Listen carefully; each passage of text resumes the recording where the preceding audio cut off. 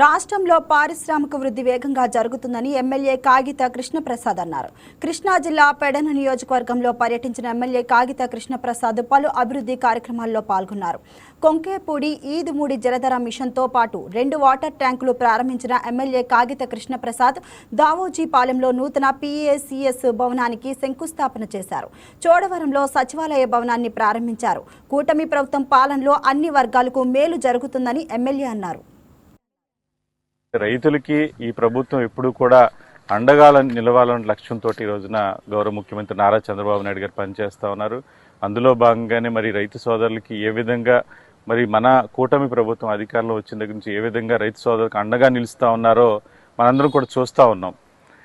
అధికారంలో రాగానే మరి అక్కడ తుఫాన్లు కనుక వస్తే వాటన్నిటిని కూడా మరి ఎవరికి కూడా ఎటువంటి ఇబ్బంది లేకుండా నష్టపరిహారం ఇచ్చేటువంటి ఉద్దేశం కానివ్వండి, అలాగే రైతు సోదరులందరూ కూడా ధాన్యాన్ని అమ్ముకుంటే వితిన్ 24 అవర్స్లోనే వారందరికీ కూడా మరి డబ్బులు పడే విధంగా కానివ్వండి, అదేవిధంగా మనం ఇచ్చినటువంటి హామీ ఏదైతే అన్నదాత సుఖీభావ అనేటువంటి కార్యక్రమాన్ని ఇచ్చి 20,000 రూపాయలు ప్రతి రైతు సోదరులకు పొలం ఉన్నటువంటి ప్రతి ఒక్కరికి కూడా మరి అండగా నిలుస్తామని చెప్పారు. ఆ కార్యక్రమాన్ని కూడా చేయడం జరిగింది. అలాగే రైతు సోదరులందరికీ కూడా పనిముట్లు కూడా అంటే వ్యవసాయానికి సంబంధించిన రంగానికి సంబంధించినటువంటి పనిముట్లు కూడా లాస్ట్ ఇయర్ ఇచ్చాం. అట్లాగే ఈ సంవత్సరం కూడా మళ్ళీ పనిముట్లు వచ్చినాయి. రైతు సోదరులు ఎవరైనా ఉంటే కనుక స్పేయర్లు కానీ రోటోవేటర్లు కానీ ఏమైనా కావాల్సి ఉంటే కనుక వాటన్నిటి కూడా అప్లికేషన్ పెట్టుకోవాలని కూడా ఈ సందర్భంగా తెలియజేస్తా ఉన్నాను. కూటమి ప్రభుత్వం ఎప్పుడూ కూడా ప్రజల పక్షాన్ని నిలుస్తూ ఉందని కూడా మీకు తెలియజేస్తా ఉన్నాను. గౌరవ ముఖ్యమంత్రి నారా చంద్రబాబు నాయుడు గారు అలాగే మనం పవన్ కళ్యాణ్ గారి యొక్క సహకారంతో రాష్ట్రంలో అలాగే ముఖ్యంగా మన నియోజకవర్గం ప్రతి గ్రామంలో కూడా సీసీ రోడ్లు నిర్మించుకున్నాం. శాసకీ ద్వారా గ్రాంట్లు తీసుకున్నాం. ఇలా బీటీ రోడ్లు కానివ్వండి, సీసీ రోడ్లు కానీ నిర్మించుకుని ఈ రోజున మన నియోజకవర్గం అభివృద్ధి బాటలోకి తీసుకెళ్తా ఉన్నాం.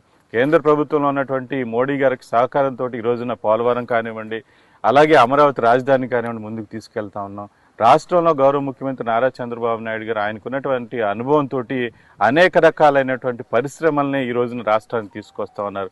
నిన్న కూడా చూసిన రాయల్ ఎన్ఫీల్డ్ కానివ్వండి, మొన్న గూగుల్ డేటా సెంటర్ కానివ్వండి, ఇలా అనేక రకాలైనటువంటి పరిశ్రమలు తీసుకొచ్చి లక్షలాది కోట్ల రూపాయలతోటి పెట్టుబడులు పెట్టించి మన నిరుద్యోగ యువత అందరికీ కూడా అండగా నిలుస్తూ ఉన్నారు. అలాగే నారా లోకేష్ బాబు గారు కూడా అనేక పరిశ్రమలు తీసుకొచ్చే విధంగా ఇక్కడ ఉన్నటువంటి నిరుద్యోగ యువత ఎవరైతే ఉన్నారో వాళ్ళందరికీ కూడా అండగా నిలవాలనే లక్ష్యంతో ఈ రోజున మరి పగలు రాత్రి కూడా పనిచేస్తూ ఉన్నారని కూడా మీకు తెలియజేసుకుంటూ తప్పకుండా ఈ ప్రభుత్వం మరి మీ అందరి ఆశీస్సులతోటి ముఖ్యంగా ఈరోజు ఇక్కడికి విచ్చేసినటువంటి చేవండ గ్రామస్తులందరికీ కూడా పేరు పేరున నా యొక్క హృదయపూర్వక ధన్యవాదాలు తెలియజేసుకుంటూ మీ ఆశీస్సులు ఎప్పుడూ కూడా మరి కూటమి ప్రభుత్వం మీద ఉండాలని చెప్పేసి మరొకసారి కోరుకుంటూ నాకు ఈ అవకాశం కల్పించినటువంటి గ్రామస్తులందరికీ కూడా పేరు పేరున ధన్యవాదాలు కృతజ్ఞతలు తెలియజేసుకుంటా ఉన్నాను. జై హింద్. రైతులకి ఈ ప్రభుత్వం